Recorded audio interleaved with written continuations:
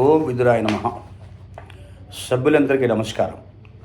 సమస్త సమ్మంగళాన్ని సంతు, సర్వే జన సుఖినో భవంతు. నేను ఈ ఈపీఎఫ్ఓ వారు చేస్తున్న విచిత్రమైన ప్రక్రియలకు చాలా చింతిస్తున్నానండి. అయితే ఏంటంటే, ఒక్కొక్క స్టెప్లో వీళ్ళు చేస్తున్న వ్యవహారం చూస్తూ ఉంటే అసలు ఈ హయ్యర్ పెన్షన్ బెనిఫిట్ అనేది సెంట్రల్ పబ్లిక్ సెక్టర్ అండర్టేకింగ్స్ కానీ లేదా స్టేట్ పబ్లిక్ సెక్టర్ అండర్టేకింగ్స్ కానీ వర్తింపకుండా చేయాలన్నదే వాళ్ళ దృక్పథంగా ఉన్నట్టుగా నాకు తోస్తోంది. ఇది అత్యంత విచారకరమైన విషయం. ఈపీఎఫ్ వారు ఎన్ని ప్రయత్నాలు చేసినా ఈ ప్రయత్నాలన్నీ కూడాను ఒట్టిదేనని నా యొక్క అభిప్రాయం. కేవలం కాలం గడపడానికి, జాప్యం చేయటానికి చేస్తున్నారని కనిపిస్తుంది. కానీ వారు ప్రతిపాదించిన ప్రపోజల్స్ ఏవైతే ఉన్నాయో అవి లాకి విరుద్ధంగా ఉన్నట్టుగా నాకు గోచరిస్తుంది. అయితే ఇటీవలే 12/3/2024 నాడు సెంట్రల్ కమిషనర్ హెడ్ ఆఫీస్కి ఈ రాష్ట్రీయ ఇస్పాట్ నిగమ్ లిమిటెడ్లో సంబంధించిన విషయం గురించి వాళ్ళు ప్రస్తావిస్తూ అనేక రకాలైన విషయాల్ని వాళ్ళు ప్రస్తావించారు.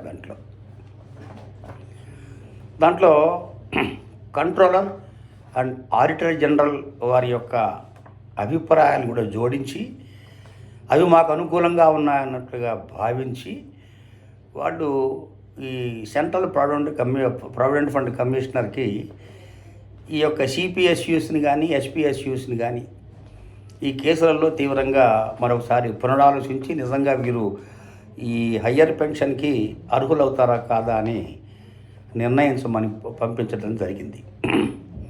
అయితే నా విశ్లేషణ కార్యక్రమం ఏమిటాయా అని చెప్పానంటే, ఇక్కడ ఎంప్లాయీస్ ప్రావిడెంట్ ఫండ్ ఆర్గనైజేషన్ వారు, అంటే ఏదో రీజనల్ ఆఫీస్ కానివ్వండి లేదా సెంట్రల్ ఆఫీస్ నుంచి వచ్చిన ఆదేశాలే కానివ్వండి, వాళ్ళు ఒక విషయాన్ని పూర్తిగా గమనించలేదు.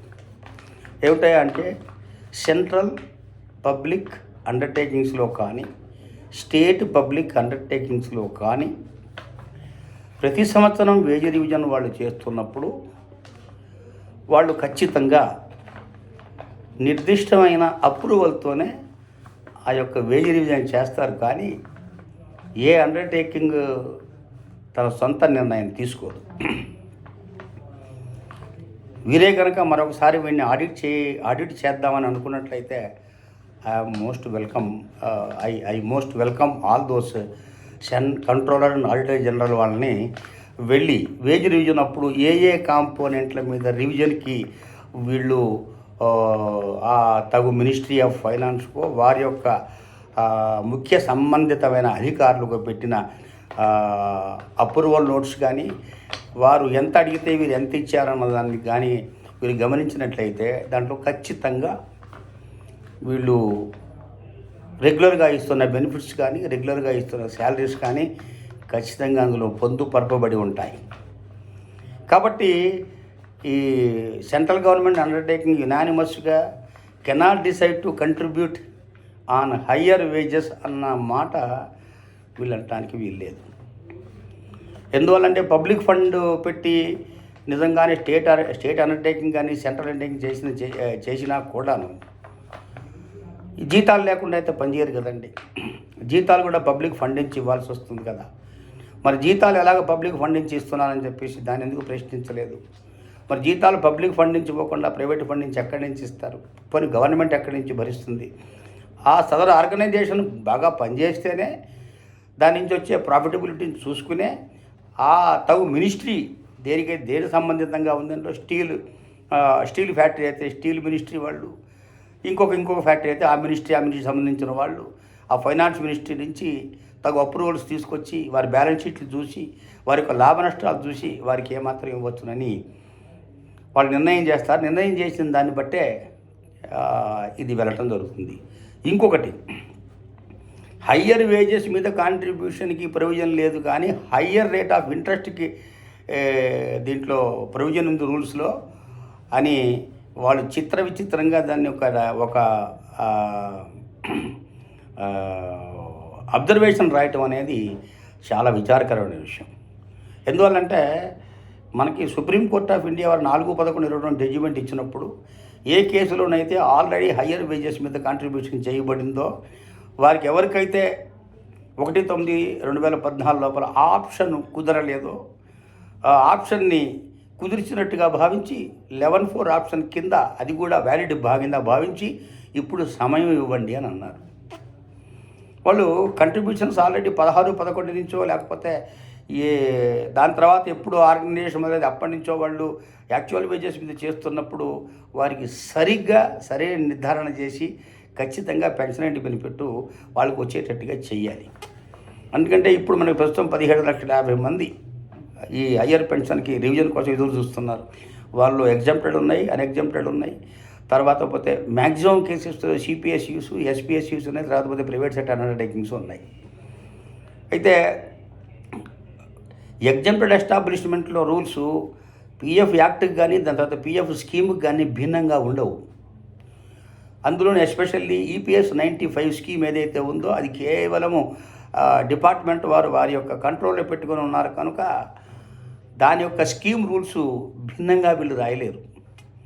ఎప్పుడైతే యాక్చువల్ వేజెస్ మీద కంట్రిబ్యూషన్ మేము పెడుతున్నాం అని చెప్పన్నానో that is the benefit given to the employee. ఆ బెనిఫిట్ని వీళ్ళు సిఏజీ వాళ్ళు కానీ లేకపోతే ఇంకోళ్ళు కానీ దాన్ని ఇది తప్పు అని చెప్పని అంటాము. సిఏజీ వాళ్ళు ప్రత్యేకంగా తెలంగాణలో ఒక ఇన్స్టిట్యూషన్లో నేను చూసి 3.8 crores వ్యర్థమైన ఎక్స్పెండిచర్ జరిగిందని రాయటం అనేది అదొక చిత్రమైన విషయం. దాన్ని కూడా మరోసారి పునరాలించుకోమని నేను అడుగుతున్నాను. ఎందువల్ల అని చెప్పనంటే ఏ సెంట్రల్ గవర్నమెంట్ ఆర్గనైజేషన్ అండర్టేకింగ్ కానీ స్టేట్ అండర్టేకింగ్ కానీ రూల్స్కి విరుద్ధంగా ఖచ్చితంగా పనిచేయవు. ప్రైవేట్లోకి వచ్చి పనిచేస్తాయేమో కానీ ఇవి రూల్స్ని మించి కానీ రూల్స్ తక్కువ కానీ పనిచేయవు.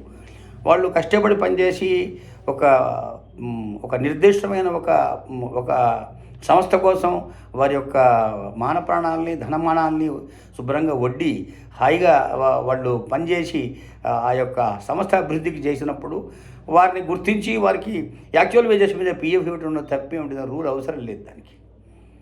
ఇఫ్ ఎంప్లాయర్ డిసైడ్స్ డెసిషన్ అంటే ఏముందండి government is the employer for them. ఇప్పుడు ఫైనాన్స్ మినిస్ట్రీ ఆర్డర్ చేసిందని చెప్పనంటే that is an order to be followed by the state undertaking. అలాగే సెంట్రల్ అండర్టేకింగ్ కూడాను ఫైనాన్స్ మినిస్ట్రీ వారు తగు జాగ్రత్తలు తీసుకొని ఈ బడ్జెట్కి లోబడి ఈ యొక్క ప్రామాణికంగా ఉండేవి ఇవ్వండి అని అడుగుతారు. తప్పే ఉంది అందులోండి. కాబట్టి సెంట్రల్ గవర్నమెంట్ వారికి అధికారం లేదు, లేదా ఆ యూనిట్కి అధికారం లేదు కంట్రిబ్యూట్ చేయడానికి అని ఒక అబ్జర్వేషన్ రాయటం అనేది చాలా దురదృష్టకరమైన విషయం. ట్రస్ట్ రూల్స్లో నిజంగా హయ్యర్ పెన్షన్కి కంట్రిబ్యూషన్ చేస్తామని రాసి ఉన్నా కానీ కాక రకరకాల కారణాల వల్ల చాలా కాలం నుంచి అసలు ఏ ఆర్గనైజేషన్ నుంచి హయ్యర్ కంట్రిబ్యూషన్స్ మీద మీరు పెన్షన్ యాక్సెప్ట్ చేయదని చెప్పేసి రకరకాల సర్కులర్లు ఉన్న దాఖలాలు ఉన్నాయి. వాళ్ళు రిజెక్ట్ చేసిన దాఖలాలు ఉన్నాయి. ఎన్నో వాటిని రిజెక్ట్ చేసిన దాఖలాలు ఉన్నాయి. సో వారి తప్పులన్నీ కప్పిపుచ్చుకొని ఏ విధంగా వీళ్ళ దగ్గర లొసుగులు తీసుకొచ్చి దీన్ని ప్రామాణికంగా పెట్టి అందరికీ రాకుండా చేద్దాము ఒక జనరల్ వ్యూ అని చెప్పేసి అంటాం అనేది చాలా దురదృష్టకరమైన విషయము. మనం ఏ శకంలో ఉన్నామో కొంచెం ఆలోచించుకోవాలని చెప్పేసి తగు పెద్దలందరినీ కూడా నేను కోరుతూ ఉన్నాను. ₹1,00,000 డిపాజిట్లు ఆల్రెడీ కొన్ని అండర్టేకింగ్స్ నుంచి వెళ్ళినాయి. నాకు తెలిసిన కేసులే దాదాపు 4-5 ఉన్నాయి. ఒకటి 25 లక్షలు, 45 లక్షలు, 30 లక్షలు, 32 లక్షలు కట్టిన కేసులు. నేను పేర్లు చెప్పదలుచుకోలేదు. వాళ్ళు కట్టిన తర్వాత వారికి పెన్షన్ అనేది లోయర్ పెన్షనే వస్తుంది, కానీ ఆర్డర్స్లో హయ్యర్ పెన్షన్ రాసిపెట్టి ఉంచి దాన్ని సప్రెస్ చేసి పెట్టి ఉంచారు. ఇంతవరకు కూడాను ఫార్ములా మీద సరైన అవగాహన తెచ్చుకోలేదు. ఆ ఫార్ములా మాట్లాడుతూ ఏది తక్కువైతే దాన్ని తీసుకుంటాం అనేది చాలా దురదృష్టకరమైన విషయం. మరొకసారి చెప్తున్నా, ఈసారి ఇప్పటిదాకా నేను కనీసం 3-4-5 టైమ్స్ చెప్పి ఉన్నాను ఇది. ఎందువల్లంటే హయ్యర్ పెన్షన్ హయ్యర్ వేజెస్ అని అన్నప్పుడు లోయర్ అన్న మాట ఈ యొక్క ఫార్ములాలో ఎక్కడా కుదరచబడదు. వాళ్ళు అనుకున్నా కానీ కాక అది ఇట్ ఈస్ ఎగనెస్ట్ లా. అది స్టేట్మెంట్ ఆఫ్ ఫ్యాక్ట్లోకి వెళ్ళి నిజంగా ఏది ఫ్యాక్టు ఏది కరెక్ట్ అని చూసుకున్నట్టయితే ఇది మనకి అర్థమైపోతుంది. అయితే మరోసారి పెద్దలందరినీ నేను కోరేది ఏంటంటే, అయ్యా మీరు చేసిన అబ్జర్వేషన్స్ వండర్ఫుల్గా ఉన్నాయి, బాగున్నాయి. మీరు ఈ దేశం కోసం, దాని తర్వాత పోతే ఈ ఎకనామిక్స్ కోసం పాటుపడుతున్న విషయం కూడా బ్రహ్మాండంగా ఉంది. మీకు ఒక విషయం తెలుసునో లేదో, పెద్దలైన సిఏజీ వారు కానీ, పెద్దలైన ఈపీఎఫ్ఓ కానీ, పెద్దలైన ఆర్పిఎఫ్స్ కానీ గమనించాలని విషయం ఏమిటి అని చెప్పనంటే, employees provident fund and miscellaneous provident act 1952ని మొత్తం ప్రపంచవ్యాప్తంగా బ్రహ్మాండమైన స్కీమ్గా దాన్ని భావిస్తున్నప్పుడు దాని యొక్క శాంక్టిటీని కానీ, దాని యొక్క అప్రోచ్ని కానీ, దాని స్టేట్మెంట్ ఆఫ్ ఇంటెంట్ని కానీ మీరు చంపవద్దు అన్న మనవి. ఎందువల్ల అని చెప్పనంటే, ఈ హయ్యర్ పెన్షన్కి ఇప్పుడు లబ్ధిదారులు ఎవరైతే ఉన్నారో 17,50,000 మంది. తర్వాత పోతే మీకు వచ్చే రిటర్న్ ఆఫ్ కంట్రిబ్యూషన్స్ కానీ, తర్వాత పోతే ఈ 17,50,000 మందిలో మీకు చనిపోయిన తర్వాత మిగిలిపోయే కార్పస్ ఫండ్ కానీ లెక్కలు వేస్తే అది కోట్లకి దాటిపోతుంది. అది మీరు కార్పస్ ఫండ్ను కూడా వెనక్కి ఇవ్వటం లేదు, అది మీరు గమనించటం లేదు. కార్పస్ ఫండ్ అంతా మీ దగ్గరే ఉంటుంది. సపోజ్ 60 ఏళ్ళ వాడు ఎవడన్నా పెన్షన్ డిసైడ్ చేసి వాడు 80లో చనిపోతే వారు కార్పస్ ఫండ్ మొత్తం మీరే తీసుకుంటున్నారు. అందులో ఆ ఇచ్చే పెన్షన్లో 50% మాత్రమే వారి యొక్క సతీమణి గారికి ఇస్తున్నారు. 80 ఏళ్ళ తర్వాత వాళ్ళ సతీమణి ఎంతకాలం ఉంటుందండి? ఇంకో 10 ఏళ్ళు ఉంటుంది. ఆ 10 ఏళ్ళు పోయిన తర్వాత అంటే నిక్కచ్చిగా మీరు ఒక 30 ఏళ్ల పాటు ఇతని సతీమణిని ఏదో మీరు ఇచ్చిన దాన్ని సంతోషపెట్టి వారి యొక్క కార్పస్ ఫండ్ మీరు తీసేసుకుంటున్నారు. దీన్ని ఎవరైనా ప్రశ్నిస్తున్నారా మీకు? కార్పస్ ఫండ్ అసలు మీరు ఎందుకు ఉంచుకోవాలి? కార్పస్ ఫండ్ ఖచ్చితంగా అతను రిటర్న్ ఇవ్వాలి. మీరు 7.5% లేకపోతే 8% మీరు ఇంట్రెస్ట్ రేట్ వేసుకుని చూడండి. ఇంట్రెస్ట్ రేట్ వేసుకుని చూడినా కానీ మీ ఇచ్చే పెన్షన్కి ఈక్వలెంట్గానో లేకపోతే తక్కువగానో కొంచెం ఎక్కువగానో ఉంటుంది. అయితే ఈ ఫార్ములా గురించి పెట్టి లోయరు అని చెప్పి మాట్లాడటం అనేది కూడాను విచారకరమైన విషయం అంటున్నా. 50 లక్షల రూపాయలు తీసుకున్న వాడికి బ్రహ్మాండమైన ఇంట్రెస్ట్ రేట్ వస్తుంది. అటువంటి వారిని నేను రిక్వెస్ట్ చేసేది ఏంటంటే, మీరు ఇటువంటి స్కీముల గురించి ఆలోచించకుండా హాయిగా మనిషిగా మీ స్టేట్ బ్యాంక్ ఆఫ్ ఇండియాలో ఎక్కడోనో, అయితే ప్రధానమంత్రి ఒక యోజనా కార్యక్రమం పోస్ట్ ఆఫీసులో ఉంది. 30 లక్షలు మీ వైఫ్కి కానీ, 30 లక్షలు మీరు కానీ హాయిగా మీ రిటైర్మెంట్ ఫండ్స్ని ఇన్వెస్ట్మెంట్ చేసి 8.2% ఈ రోజున ఉంది. 3 సంవత్సరాల పాటు హాయిగా అనుభవించిన ఆ తర్వాత మీ కార్పొరేషన్ ఫండ్ మీకు వచ్చేస్తుంది. దీని గురించి అరులు చాచటం అనేది ఒక విచారకరమైన విషయం అని చెప్పేసి ఇప్పుడు మాట్లాడాల్సి వస్తుంది. నేను ఈ విధంగా ఎక్కడ లొసుగులు ఉంటాయా, ఎక్కడ మనం వీళ్ళకి పెట్టి నొక్కచ్చా, ఎక్కడ వీళ్ళని మనం డిస్టర్బ్ చేయొచ్చా అని ఆలోచన విధానం పెడుతున్నట్టుగా లెటర్లు రాస్తూ ఉంటే, పెద్ద వయసులో ఉన్న 60 ఏళ్ళు, 65 ఏళ్ళు, 70 ఏళ్ళలో ఉన్న ఈ వయోవృద్ధులకి ఎంత బాధగా ఉంటుందో అనేది ఈ విషయాన్ని వీళ్ళు ఆలోచించడానికి తగు సమయం అవ్వలేదు. ఇది సోషల్ సెక్యూరిటీ ఆర్గనైజేషన్ అన్న మాటే వీళ్ళు మర్చిపోతున్నారనేసి నా యొక్క విశ్లేషణ. సోషల్ సెక్యూరిటీ ఆర్గనైజేషన్ అన్నప్పుడు it is a guaranteed income. Pension is not a bounty అని సుప్రీం కోర్ట్ ఆఫ్ ఇండియా చెప్పింది. Pension is a property under article 300A of the constitution. It is a property, constitutional right on property అని చెప్పనండి. ఎన్ని విషయాలు చెప్తున్నప్పుడు ఇవన్నీ కాదని వారికి ఏదో ఈ కంట్రోలర్ ఆడిటర్ జనరల్ వారి యొక్క చిన్న అభ్యంతరం కనిపించిందని దాన్ని కూలంకషంగా పెట్టి అన్ని పబ్లిక్ సెక్టర్ అండర్టేకింగ్స్కి, స్టేట్ అండర్టేకింగ్స్కి మీరు ఈ పెన్షన్ ఇనెలిజిబుల్గా మీరు డిక్లేర్ చేయండి అని అంటాం. తర్వాత పోతే దాని మీద లీగల్ ఒపీనియన్ తీసుకుంటూ రకరకాల రీజన్స్లో లీగల్ ఒపీనియన్ తీసుకుంటే రకరకాల అభిప్రాయాలు వస్తాయి కనుక అవి ఇంప్లిమెంటేషన్ చేసిన కష్టమవుతుంది కనుక యూనిలేటరల్గా సెంట్రల్ ప్రావిడెంట్ కమిషన్ డెసిషన్ తీసుకోమంటాం అనేది చాలా విచారకరమైన విషయం. మీరు పెద్దలు మర్చిపోతున్నారు. ఇది ఎంప్లాయీస్ ప్రావిడెంట్ ఫండ్ భవిష్య నిధి అన్న సంగతి మర్చిపోతున్నారు. ఎంప్లాయీస్ ప్రావిడెంట్ ఫండ్ ఆర్గనైజేషన్ అంటే తెలుగులో మాట్లాడితే భవిష్య నిధి. ఇంకా ఎక్కడ భవిష్యత్తు అండి? 60కి అయిన తర్వాత ఏం భవిష్యత్తు అండి? వాడు పనిచేసినంత కాలం వాడి డబ్బును కట్ చేసి మీ దగ్గర పెడితే వాడు మీరు ఏం చేశారా, ఎక్కడ పెట్టారా అని ఒక్క రోజు కూడా అడిగిన పాప అనుకోలే. ఇది నా భవిష్య నిధి కదా అని పాపం ఆశాజనకంగా ఆశాజీవిలాగా జీవించాడు. 60 ఏళ్ళు అయిపోయిన తర్వాత నీకు భవిష్య నిధి లేదురా, నీ బొంద లేదురా అని మాట్లాడటం అనేది ఐఎమ్ సారీ, నాకు కోపం వచ్చి నేను ఆ మాట మాట్లాడాలని ఎవరన్నా దీని గురించి క్షేత్రపడితే క్షమించాలని అడుగుతున్నాను. లేదురా అంటాం అనేది ఎంతవరకు సమంజసం అని చెప్పి ఆలోచించుకోమని అడుగుతున్నాను. భవిష్య నిధి అంటే ఏంటి? ఒకప్పటికి మనకి కూడబెట్టిందంతా ఎంప్లాయర్ కూడా చేసిందంతా కాస్త ఇంట్రెస్ట్తో సహా గవర్నమెంట్ ఆఫ్ ఇండియా వారు ఇన్వెస్ట్మెంట్ చేసి చక్కగా 8.2%, 8.15, 8.5% డిఫరెంట్ రేట్స్ ఆఫ్ ఇంట్రెస్ట్, ఒకసారి 9% కూడా ఇచ్చిన సందర్భాలు ఉన్నాయి.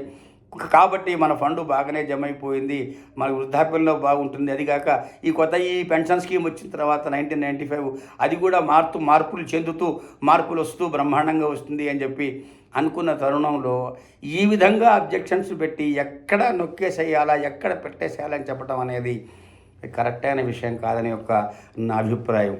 నేను ఒకసారి ఎక్కడో ఒక రీజనల్ ప్రొడక్ట్ కమిషనర్ గారు ఒక మీటింగ్ వెళితే దాంట్లో మీకు ఎందుకండి దీని కింద బ్రహ్మాండమైన పెన్షన్ వస్తుంది, మీకు దీంతోపాటు డిఏ కూడా వస్తుందని మాట్లాడితే నేను ప్రశ్న వేస్తే మీకు తెలియదులేండి, మీరు రూల్ పూర్తిగా చదవండి, దీంతోపాటు డిఏ కూడా జోడవుతుందని చెప్పేసి ఆయన అంటాం అనేది చాలా చిత్రంగా ఉంది. Themselves doesn't know that this particular pension does not have DA అని చెప్పేసి. అదేవిధంగా ఈ మధ్య సెంట్రల్ గవర్నమెంట్ ఆఫ్ ఎంప్లాయీస్ అందరూ కూడా డిఏ ఎన్హాన్స్మెంట్ అయింది, ఏరియాస్ వచ్చాయని చెప్పని అన్నారు. వాళ్ళు ఎంత సంతోషపడ్డారు. అలాగే పెన్షనర్స్ కూడా పెన్షన్ ఎన్హాన్స్మెంట్ అవుతుందని చెప్పేసి వాళ్ళకి చెప్పి ఎంత సంతోషపడ్డారు.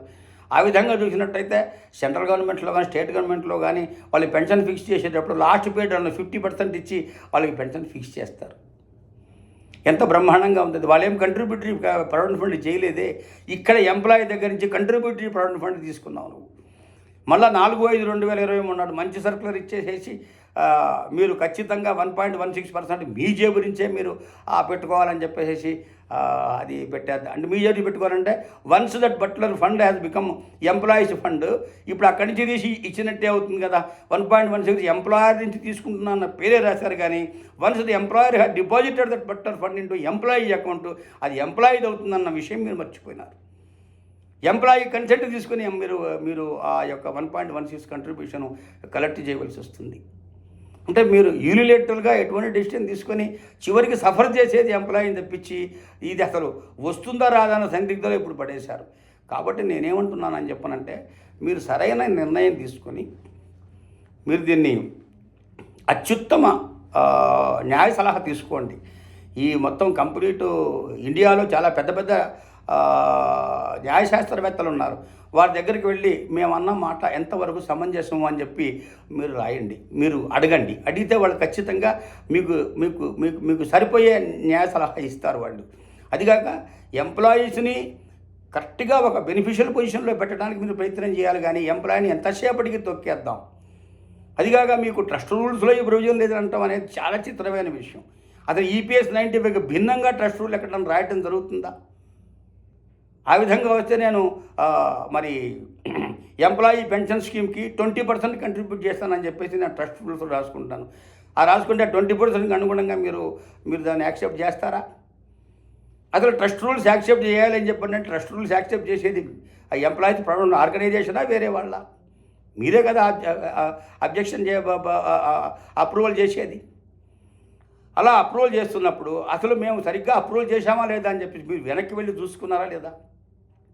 అయితే ఇంతకాలము మీరు కామ్గా ఉండి ఇంతకాలం ఎటువంటి భేదాల్ని ఎటువంటి ఇవిని మీరు చెప్పకుండా, ఎటువంటి షోకాదులు ఇవ్వకుండా వాళ్ళ యొక్క అకౌంట్స్ని ఆడిట్ చేసి, బ్యాలెన్స్లు ఆడిట్ చేసి, వాళ్ళు ఎక్కడెక్కడ ఇన్వెస్ట్మెంట్ వాటిని ఆడిట్ చేసి, అప్రూవ్ చేసి, వ్యవహారం చేసి అంతా బాగానే ఉందని అనుకున్న తర్వాత ఇప్పుడు 4/11/2022 నాడు సుప్రీంకోర్టు ఆఫ్ ఇండియా మంచి జడ్జిమెంట్ ఇస్తే దాన్ని కాదనుకుని, దాన్ని ఎట్లా కాదనాలనుకుని వ్యవహారం చేశారు. మీ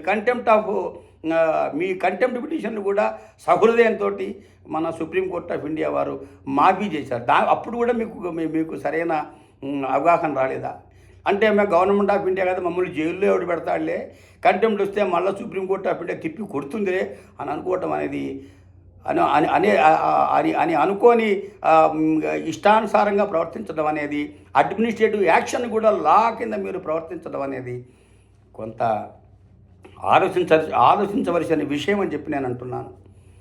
కాబట్టి మీరు ఏకధాటిన ఏకబిగిన సెంట్రల్ సిపిఎస్యూస్కి కానీ ఎస్పిఎస్యూస్కి కానీ అసలు ఈ స్కీమ్ వర్తించదు, నిజంగా వాళ్ళు కట్టున్నా కానీ చేయటం, వాళ్ళ హయ్యర్ వేజెస్ కట్టున్నా కానీ కాక ఇది చెల్లదు అని అంటాం అనేది సరైనది కాదని నా అభిప్రాయం.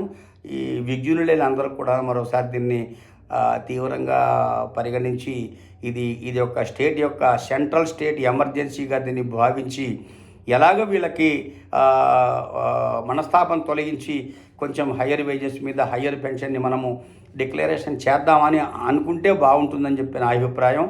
ఆ తర్వాత ఇది మరొకసారి ఖచ్చితంగా మీరు కనుక ఇటువంటి భిన్నమైన అభిప్రాయాలు పెట్టుకున్నట్టయితే ఇది సుప్రీంకోర్ట్ ఆఫ్ ఇండియా దగ్గరికి అదే మ్యాటర్ ఆఫ్ ఫ్యాక్ట్గా వెళుతుంది. ఖచ్చితంగా ఈ ఫ్యాక్ట్స్ ఆఫ్ కేసులో ఎంప్లాయీస్ గెలుస్తారు, కానీ ఎంప్లాయీస్ ప్రావిడెంట్ ఫండ్ ఆర్గనైజేషన్ గెలవదు.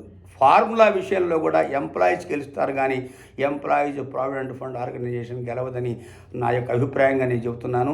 అందరికీ నమస్కారం. మరొక వీడియోలో మరోసారి మంచిగా ఇన్ఫర్మేషన్ ఏమైనా ఉంటే నేను చూసి కలుస్తాను. అయితే ఈ ఇన్ఫర్మేషన్ చూసిన అందరూ కూడాను అందరు పబ్లిక్ సెక్టార్ అండర్టేకింగ్ ఎంప్లాయీస్కి అలాగే స్టేట్ పబ్లిక్ సెక్టార్ అండర్టేకింగ్ ఎంప్లాయీస్కి దీన్ని పంపించవలసిందిగా కోరుతూ ఉన్నాను నేను. అందరికీ నమస్కారం. మరోసారి మరో వీడియోలో మంచిగా కలుద్దాం. అందరికీ నమస్కారం.